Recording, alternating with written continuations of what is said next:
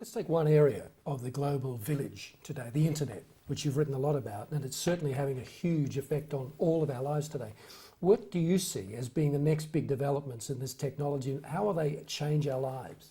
The next big development in internet technology is something that's really a whole generation on, and I'm going to call it RFID, Radio Frequency Identification Devices.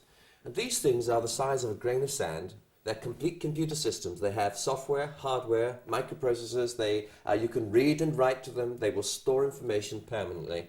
They've got operating systems. They've got radio aerials so that you can send and receive information. They're the size of a grain of sand, of a piece of grit.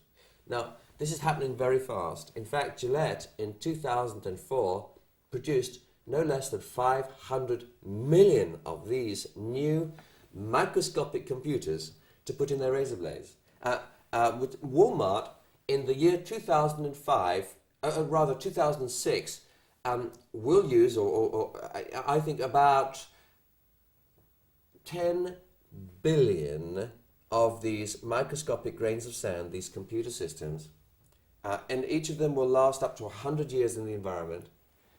They don't need power, they don't need a battery, and you don't have to plug them in because they suck power out of the air in which you are. Now, it sounds like science fiction, but you know, I've already got one of them in my pocket.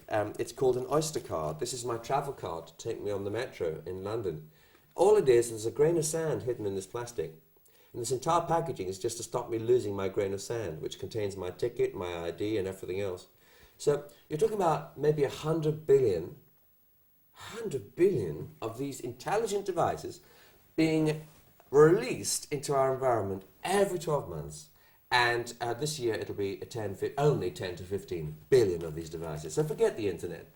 The internet is a last century idea. It was concocted over 25 years ago. It's history. We're talking about a world, not a world where you turn on your computer and go online. We're talking about a world where you have billions of devices that can sense each other.